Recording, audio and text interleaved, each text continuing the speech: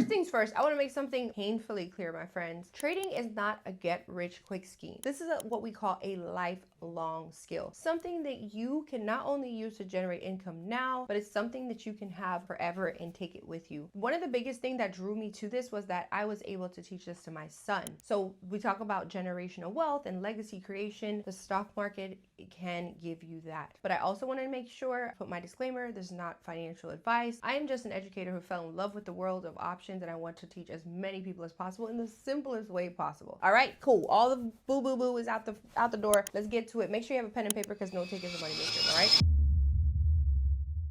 Not everyone starts out with a large account. And that's perfectly fine, because when you are starting out with a small account, you're forced to build discipline, consistency, that skill set that will get you to those larger numbers, because you have to be more dialed in on your entries. You have to actually respect your stop loss because you're starting off with a smaller capital. So when we start off with a smaller capital, we are forced to learn skills that will help us grow and stay longer in the market. Skills like cutting losses quicker, letting our runners run longer. Those are the things that are going to build the skill set that are going to keep you in the market longer. This is where the larger gains come in later on in your trading journey. Since you've learned how to build this discipline with a smaller account, when you start to grow your account, that's when you're able to actually scale your trading, because you have already developed that skill when you were trading with a smaller account. And that is where the bigger gains come in. What is options? We trade options contracts, and what that means is that we have the right, not the obligation, to buy or sell a specific asset by a certain amount of time. Let me give you the easiest version. Think of this as a coupon. An option contract is like a coupon, right? So a coupon for Google. And we have the right to buy or sell that particular contract by a certain time. So think of it when you go to Starbucks. If you get a coupon for a coffee, you have to use it by a certain time or it expires worthless. That's the concept when it comes to option contracts. Now, the beauty of options, and this is why it's a wonderful way for beginner traders to get into it, is because you do not need a large amount of capital to trade options. So these companies like, say, Google, Meta, Teslas of the world, in order to traditionally make money in the stock market, you have to have a large sum of money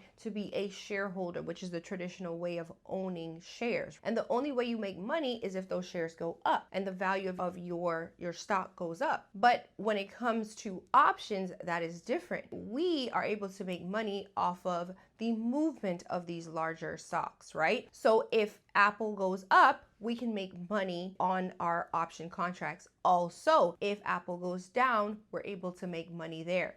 Now let me go to the type of option contracts that we can purchase. But before we get into that, go ahead and like and subscribe to this channel. I make awesome videos like this all the time. And hey, make sure you go ahead and write in the comments. I love reading my comments. If I missed something or if there's something else in regards to trading options you want to learn about, go ahead and comment down below. I respond to you for sure, okay? Let's get into it. The two types of option contracts that you can purchase is either a call option or a put option. Now, when it comes to a call option, this is when you as a trader, you see that a stock is moving up and you believe that it's going to continue to go up. You are seeing that prices continue to making new highs, and you go ahead and you purchase a call option contract. And when that price action moves in that upward direction, then your call option contracts gain value. That is when you're able to sell in profit. Now, the easiest way to remember the difference between a call and a put, if you are about to talk to your friend and you want to tell them something amazing, what do? You would what? Pick up the phone to make a call. So when we're remembering what type of contract should I be purchasing, if price is going up, I am purchasing a call option contract. Now, contrary to that, if we see that the price of a stock is dropping, continuing to move lower, making new lows, we deem fit that it's going to continue to drop,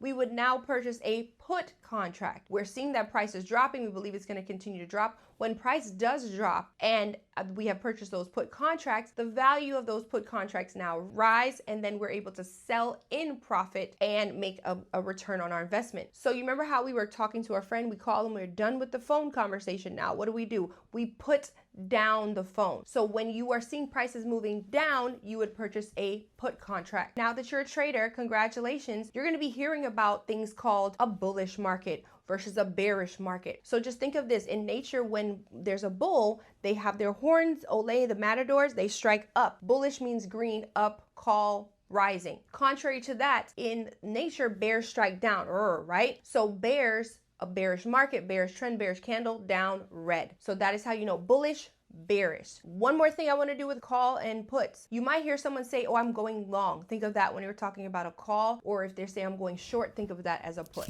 I hope you learned something new thus far. We're just getting started, so let's get it going. The next thing you're going to need when you're getting going in 2026 to be a trader is you're going to need to know your platforms, right? You're going to actually need software to execute these trades, understand what you're looking at. The charting software that I use is tradingview.com. And what tradingview.com is, it is a platform that it is a paid subscription that you use to analyze data on these particular stocks, indices, indexes, all those things, that tickers, right, that we want to trade. You need to be able to analyze the price action to make an informed decision if this is a trade you want to take or not. You know, these candlesticks that we're looking at at them on a chart. Okay, you make sure when you're writing down your notes, put a little asterisk. Make sure you have the real-time data for tradingview.com. That's very important. The second thing that you're going to need is going to be your actual brokerage. Now, the brokerage is simply a third-party institution that allows us to actually take trades. Now, you have your money on you right now, which is great. You probably have it in a piggy bank, the dollar box in the closet.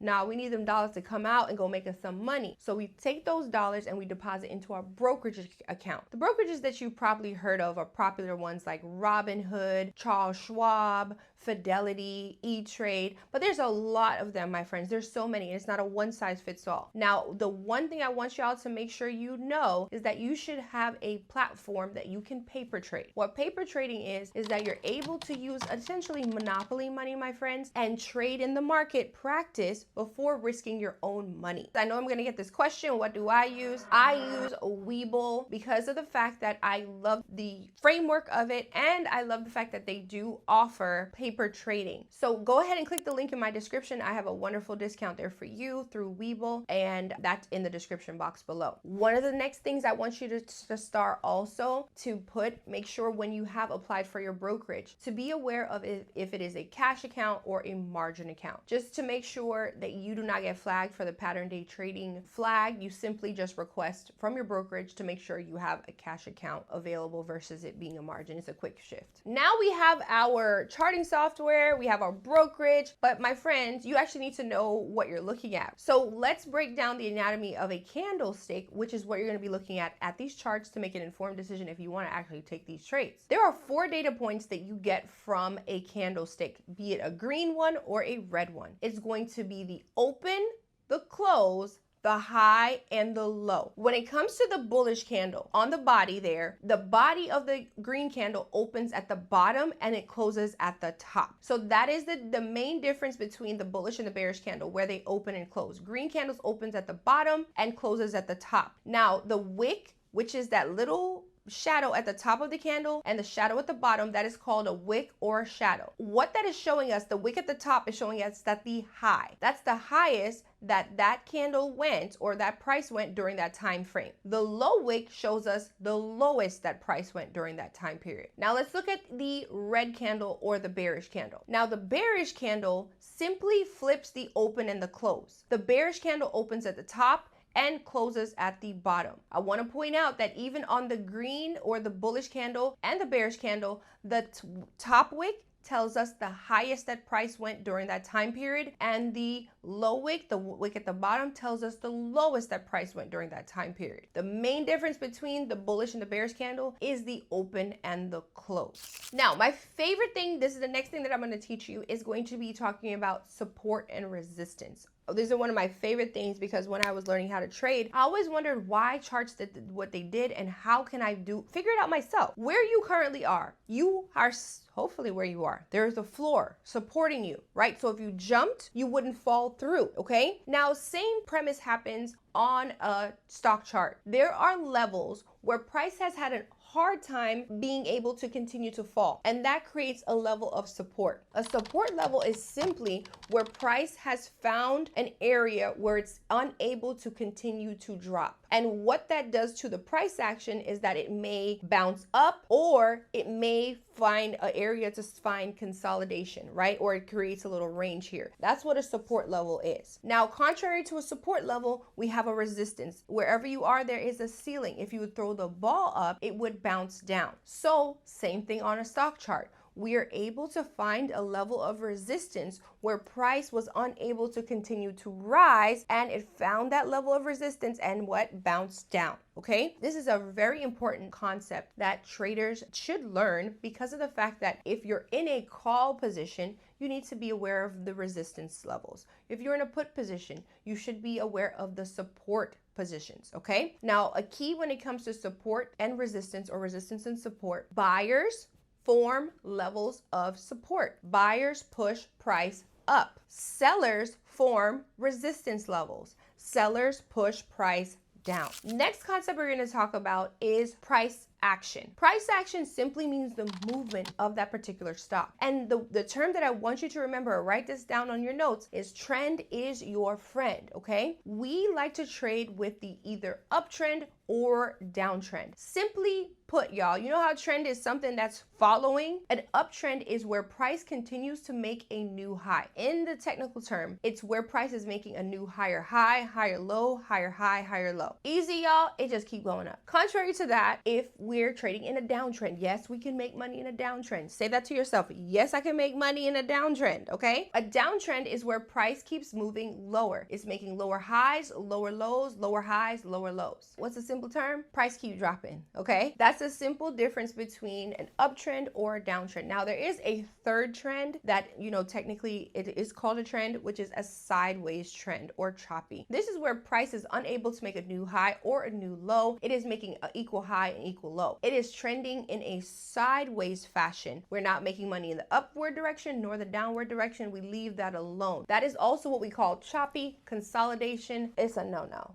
Now, listen to me. You need a system, singular, one, not a bunch, not hundreds, not hours of videos to watch, my friends. Listen, I'm a teacher. I understand what it is to learn a complex concept, and simplicity is key when learning something new. And if you're a trader and you want to use this for a long time, not a short time, you need to learn a system, master that, make it your own, and that is how you're going to have success in the market. So y'all, this thing when it comes to trading, my friends, it's about learning. And that is why, as a teacher, it really burns me when individuals try to show you their lifestyle, right? The Lambos, the expensive bags, and realistically do not show you how they were able to generate that kind of money. The thing is, my friends, you need to learn how to actually trade. And whoever you're learning from, it don't have to be me. As long as they're showing you how to actually make the money, then it's perfectly fine. So let me make this clear. I know you're new to trading, or you're actually trying to figure it out now. What I mean when it comes to these gurus talking about how they're trading, it's not learning a bunch of strategies. It's learning that one system or that one strategy that they use to make money on a daily basis, that they're teaching you step by step. How to get into the trade, how to get out of the trade, what is a good trade versus a non-favorable trade. That is what a system shows you. And if you're not able to clearly define what is a good trade from a bad trade, then you were not taught correctly. And that's not your fault, my friends. That's my thing as a teacher. I want to just put out a PSA. Learning is the key to changing your situation. And if you're unable to actually pinpoint what you have learned, then you were not taught. So here's the roadmap to success as a trader. First things first, learn technical analysis. 2, actually understand your psychology as a trader. 3, understand price action. 4, master one system, one strategy. And 5, actually understand risk management. So my friends, I wanted to leave you with this. Trading is not a get-rich-quick scheme. Learn slow so that you can live the life you want to live, okay? You deserve to see what your future self looks like. Give yourself the time and the grace to actually learn this skill. Your future self will thank you. Make sure if you have not done so yet, like, subscribe, comment down below the parts you liked about this video, and let me know if there's something else you want to know about trading. Until the next one, I hope you have a blessed day, a blessed week, a blessed rest of the year, and I'll see you on the next one.